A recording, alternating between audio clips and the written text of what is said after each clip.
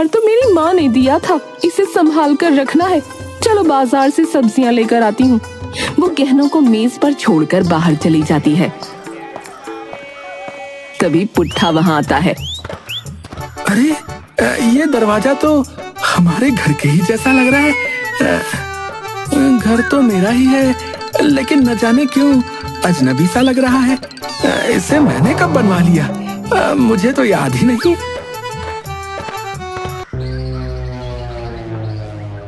हे भगवान, मेरे पास इतने कीमती गहने हैं और मुझे पता भी नहीं। ये शर्मीली भी ना ये गहने ऐसे ही खुले छोड़ गई। वो गहने उठाता है और चला जाता है। मुखिया की पत्नी गहने गायब देखकर चिल्लाती है, सुनो सुनो, कोई मेरे गहने चोरी करके ले गया। क्या हुआ? कौन चोर आया? जिन्हें शक है उन्हें बुलाओ। मुझे पूरा यकीन है ये भुलक्कड़ पुट्ठा का काम होगा, क्योंकि कुछ देर पहले मैंने पुट्ठा को ही इस घर के आसपास मंडराते हुए देखा था। मुखिया गांव की चौपाल पर हवलदार और पुट्ठा को बुलाता है। पुट्ठा, सच सच बताओ, मुखिया जी के गहने कहाँ हैं? गहने? कौन गहने? ओ, वो गहने। अरे वो तो मैं अपने घर से उठा के लेके आया था। मतलब तुम चोरी कबूल कर रहे हो? चोरी? अरे अपने घर से कौन चोरी करता है भाई? अबे ओ पुट्ठा, वो हमारा घर था, तुम्हारा नहीं। अच्छा, मेरा घर नहीं था तो किसका घर था? गांव वाले हंसने लगते हैं। तभी पुट्ठा अचानक भोजपुरी में बोलने लगता है। देखे भैया, हमारी बात सुनी। हाँ, हम ना जानब कि गहना हमरा ही लगल है। हमरा याद नहीं पड़त कि कबले आवा। अबे तू सही बोलते बोलते अचानक क्यों बिहारी भाषा कैसे बोलने लगा बे? क्या दिमाग से सटका हुआ है क्या? अरे साहिब, अरे साफे बोला तानी। वो गहना तो हम सोचे कि शर्मीली के लिए लिया है। अबे ये क्या नौटंकी करने लगा रे? हैं? तू अचानक से अलग अलग भाषाओं में क्यों बात कर रहा है रे? क्या तुझे भूलने के अलावा कुछ और नई बीमारी हो गई है क्या? अरे इतना काहे गुस्सा रहे हो मुखिया जी? हम तो रउआ के गुस्सा में ना ही पड़ा भा। अरे यार, ये तो पागल ही कर देगा। मैं पहले ही बोल रही थी कि गहने पुट्ठा ने ही चुराए हैं, क्योंकि मेरे घर से बाहर जाने के बाद यही घर के आसपास मंडरा रहा था और अजीब सी नजरों से घर को देख रहा था। इनकी तरफ से मैं माफी मांगती हूँ। आप सब तो जानते हैं ये भुलक्कड़पन के शिकार हैं। अरे अब तक तो इसे भूलने की बीमारी थी, अब तो ये दूसरों के घर के कीमती गहने भी चुराने लगा। अपने पति को घर पे बंद रखा कर शर्मीली, ऐसे तो ये किसी के भी घर में घुसकर उसके कोई भी कीमती सामान को चुरा ले जाएगा और कह देगा हमारा घर है। अब शर्मीली, पुट्ठा को एक नई बीमारी और हो गई है। कौन सी बीमारी मुखिया जी? शर्मीली पुट्ठा अलग अलग भाषाओं में सबसे बात कर रहा है। कभी वो भोजपुरी भाषा बोलने लगता है तो कभी कोई और। शर्मीली अपना सर पकड़कर कहती है, हे भगवान, पहले इस भुलक्कड़ ने मेरा जीना हराम कर रखा था, अब ऊपर से ये और नई बीमारी क्या गजब ढाएगी पता नहीं। शर्मीली पुट्ठा को वापस खींच ले जाती है।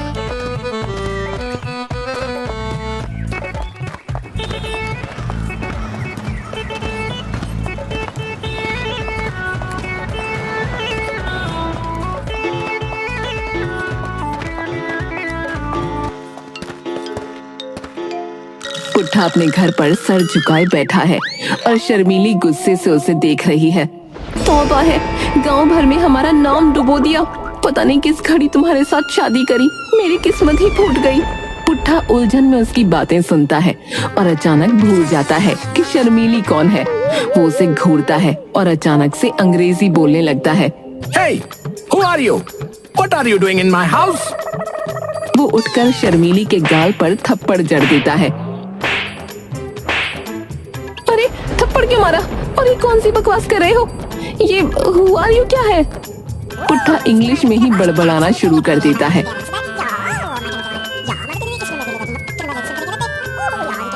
शर्मीली घबराई हुई गांव के पढ़े लिखे व्यक्ति सत्तू के घर दौड़ती है। सत्तू किताब पढ़ रहा होता है। सत्तू भैया जल्दी चलिए, मेरा पति पुट्ठा फिर से पागल हो गया है। इस बार कुछ अजीब अजीब बोल रहा है। अरे अब क्या किया पुट्ठा ने? क्या इस बार भी तुम्हें भूल गया क्या? इस बार तो हद ही पार हो गई। इंग्लिश बोलने लगा है और थप्पड़ भी मार दिया मुझे।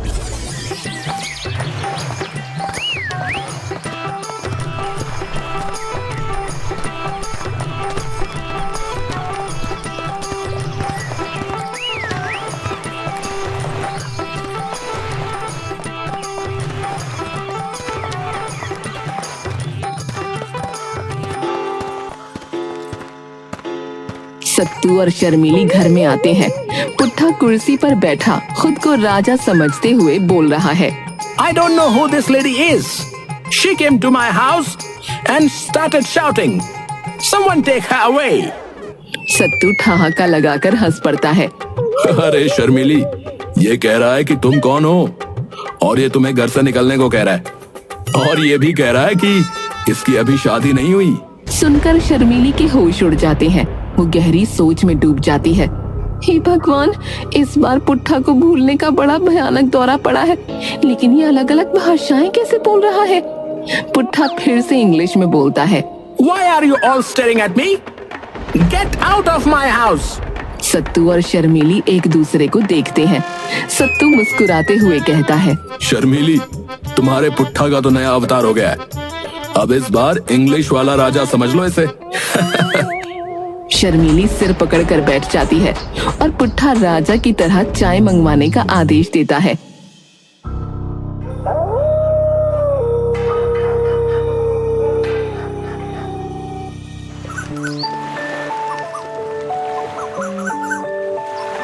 सुबह का समय। जमींदार अपने खेत में मजदूरों पर गुस्सा कर रहा है। तुमसे एक काम भी सही से नहीं होता है? ये फसल बर्बाद हो जाएगी भाई। मैं तुम्हारी मजदूरी काट लूंगा, समझे? तभी पुट्ठा वहां पहुंचता है और पूरी गंभीरता से जमींदार को घूरता है। अचानक वो जोर से जमींदार के गाल पर थप्पड़ मारता है। तुम बहुत बदतमीज हो मिस्टर जमींदार। ये मजदूर आदमी तुमको ऐसे डांट नहीं सकता। जमींदार चौंक कर पीछे हटता है। पुट्ठा, तुम मुझे थप्पड़ मार रहे हो? Shut up! मैं अंग्रेजी अफसर हूँ। मुझसे इस तरह से बात नहीं करो। तुम अब जेल जाएगा। साहब, मुझसे गलती हो गई। प्लीज मुझे जेल मत भेजिए। ठीक है, ठीक है। फाइन देना पड़ेगा। 10 रुपया निकालो। जमींदार हैरानी से उसे देखता है और तुरंत भागकर शर्मीली को खबर देने जाता है। जमींदार शर्मीली के दरवाजे पर पहुंचता है और दरवाजा खटखटाता है। शर्मीली, अरे शर्मीली, जल्दी बाहर आओ भाई। अरे तुम्हारा पति पुट्ठा जो है पागल हो गया है। अब क्या कर दिया उसने? अरे वो मेरे खेत में है। उसने मुझे थप्पड़ मारा और कहता है कि वो अंग्रेजी अफसर है। मुझे डर लग रहा है अब उससे। शर्मीली माथा पकड़ लेती है। अरे भगवान, ये पुट्ठा तो हमारी इज्जत मिट्टी में मिला देगा। चलो मैं खुद जाकर उसे संभालती हूँ।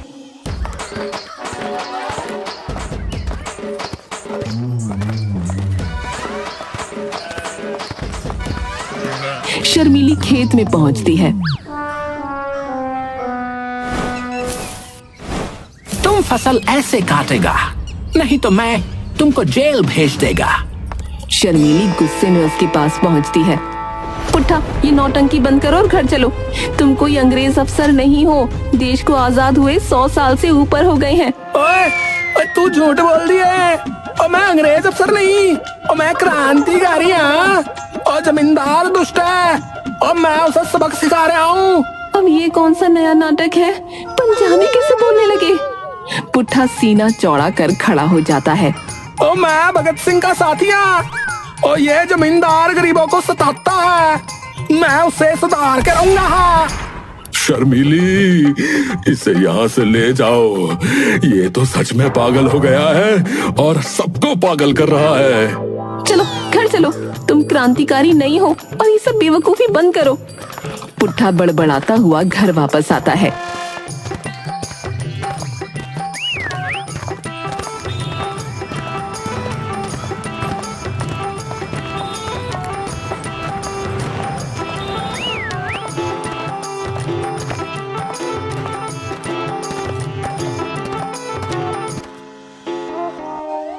शर्मिली उसे किसी तरह से नींद की दवा देती है।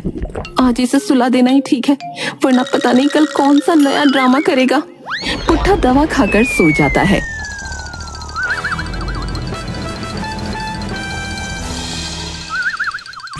मुखिया के घर का आंगन। जमींदार और मुखिया आपस में बैठकर पुट्ठा की अजीब हरकतों पर चर्चा कर रहे हैं। तभी शर्मिली आती है।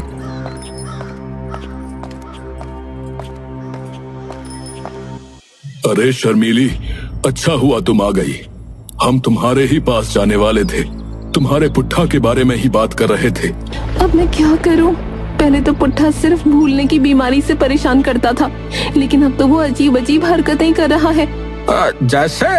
जैसे क्या बताऊं? पहले वो पंजाबी बोलने लगा, फिर कहता है कि वो क्रांतिकारी है, और हद तो तब हो गई जब उसने इंग्लिश बोलना शुरू कर दिया। मुखिया और जमींदार एक दूसरे को देखकर सिर हिलाते हैं। अरे जिसने कभी स्कूल का दरवाजा नहीं देखा, वो इतनी भाषाएं कैसे बोल सकता है? मैं तो कुछ नहीं समझ पा रही कि ये कौन सी बीमारी है, या ये कोई भूत प्रेत का चक्कर है।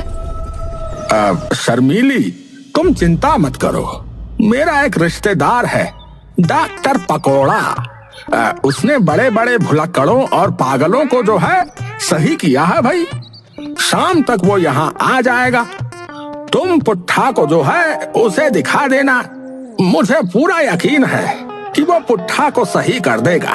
शर्मिली थोड़ा चौंकती है और हैरानी से पूछती है, डॉक्टर पकोड़ा, ये कैसा नाम है? मुखिया और जमींदार हंसने लगते हैं। अरे वो असल में पहले पकौड़े बेचता था ना भाई। पकौड़े बेच बेच कर ही उसने जो है अपनी पढ़ाई पूरी की। तब से उसका नाम डॉक्टर पकोड़ा ही पड़ गया। और वो सिर्फ डॉक्टर ही नहीं, वो जो है तंत्र मंत्र भी जानता है। हाँ, क्या सच में ये आदमी पुट्ठा को सही कर देगा? सही तो करना ही पड़ेगा। तुम्हारे पुट्ठा की हालत तो ऐसी है कि कल को वो खूंखार अपराधी भी बन सकता है, और तब तो वो पूरे गांव का सत्यानाश कर देगा। ठीक है, जब तुम्हारा डॉक्टर पकोड़ा आ जाए तो मुझे बुला लेना, मैं पुट्ठा को वहीं लेकर आऊंगी। इतना कहकर शर्मिली वहां से चली जाती है। मुखिया और जमींदार एक दूसरे को देखकर गंभीर हो जाते हैं।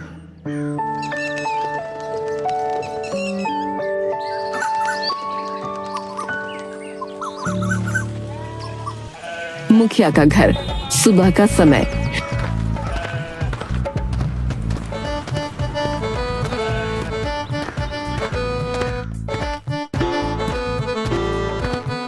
डॉक्टर पकोड़ा 40-45 साल का, अजीब कपड़ों में, माथे पर तिलक और गले में मालाएं पहने हुए अजीबोगरीब अंदाज में आता है, जिसके हाथ में एक झोला है जिसमें ढेर सारे कागज और कुछ हरी भरी जड़ी बूटियां हैं। डॉक्टर पकोड़ा के आने की खबर से ही आधा रोग भाग जाता है। अब पूरा गांव चंगा हो जाएगा। डॉक्टर पकोड़ा, बहुत दिनों के बाद आए हो भाई। इस बार तुम्हें हमें एक बड़ी मुसीबत से बचाना है। आई, मुसीबत कैसी भी हो, मैं उसका हल निकाल लेता हूँ। अब बताओ मामला क्या है भाई? मुखिया जल्दी से शर्मिली के घर जाकर उसे खबर कर देता है। शर्मिली पुट्ठा को बहला फुसलाकर डॉक्टर पकोड़ा के पास ले आती है।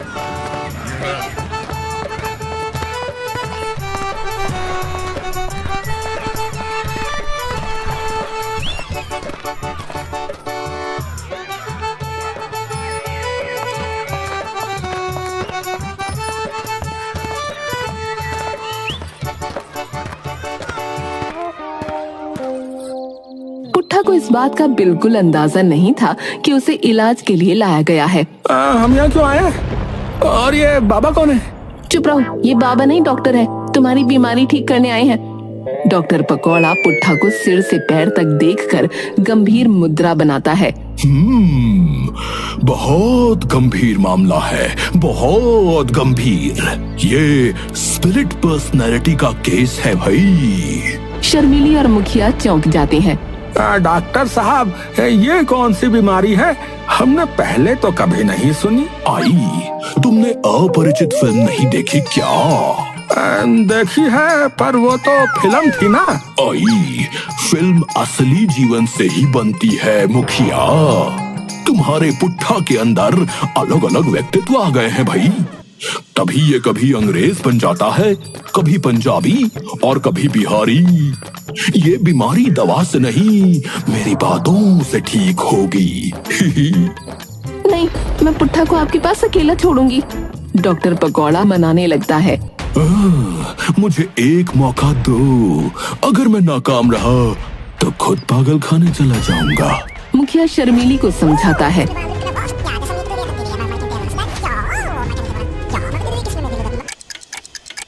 कुछ देर बाद डॉक्टर बात शुरू करता है। तो पुट्ठा जी बताओ, आजकल किसके रोल में हो? पुट्ठा धीरे धीरे सिर उठाता है और अचानक अंग्रेजी लहजे में टूटी फूटी हिंदी बोलने लगता है। मैं जनरल डायर हूँ। तुम कौन हो? तुम वही क्रांतिकारी हो जो इंडियन को भड़काता है? डॉक्टर पकौड़ा की आंखें फटी रह जाती हैं। जनरल डायर, ये तो बड़ी गड़बड़ है भैया। Shut up! मैं सब जानता हूँ। तुम मेरे खिलाफ प्लान बनाते हो। अचानक डॉक्टर पकौड़ा को पकड़ लेता है और पीटने लगता है। अरे छोड़ो, मैं तुम्हें ठीक कर रहा हूँ।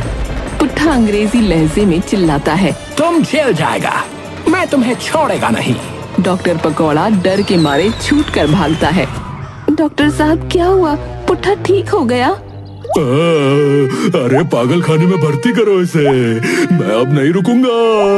ये जनरल डायर बन गया है, मुझे माफ करो। अरे भागो भाई भागो।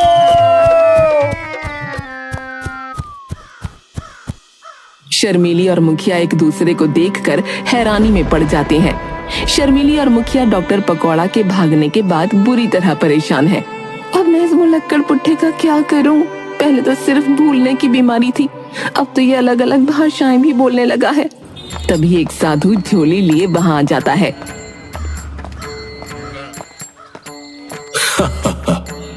क्या मजेदार मामला है।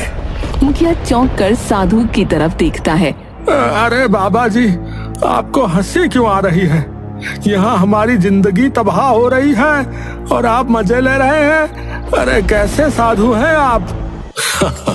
अरे बेटा, आज मंगलवार है। मैं मंगलवार को सिर्फ हंसता हूँ। हंसी ही तो जीवन का आनंद है। साधु महाराज, हंसना छोड़िए, कुछ ऐसा उपाय बताइए जिससे हमारे चेहरे पर भी हंसी आ जाए। साधु अचानक गंभीर हो जाता है। क्या हुआ, बताओ। शर्मीली पुट्ठा की सारी हरकतें और डॉक्टर पकौड़ा के भागने की बात बताती है। साधु आंखें बंद करके कुछ पल के लिए सोचता है, फिर अपनी झोली में से एक जड़ी बूटी निकालता है। ये लो, इसे अपने पति को खिला देना।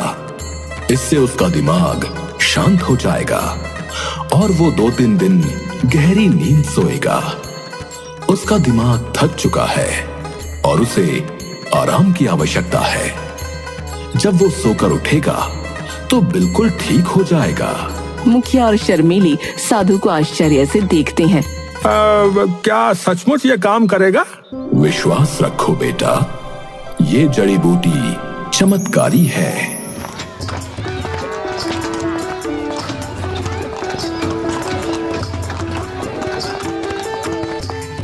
शर्मीली और मुखिया एक दूसरे को देखते हैं। शर्मीली पुट्ठा को बहला फुसला कर घर लाती है। पुट्ठा थोड़ी नखरेबाजी करता है। अरे अब ये नया क्या पकाने जा रही हो? मुझे तो शक जैसा हो रहा है। तुम चुपचाप ही दवा खा लो, ये तुम्हें ताकत देगी। पुट्ठा जड़ी बूटी खा लेता है।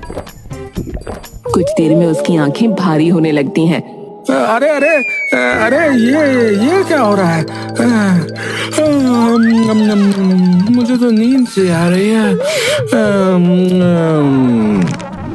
पुट्ठा बिस्तर पर गिर जाता है और गहरी नींद में सो जाता है।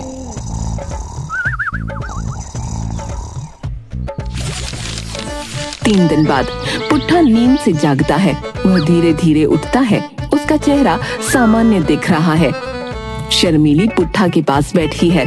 पुट्ठा, कैसा महसूस हो रहा है? पुट्ठा अपनी आंखें मलता है और इधर उधर देखता है।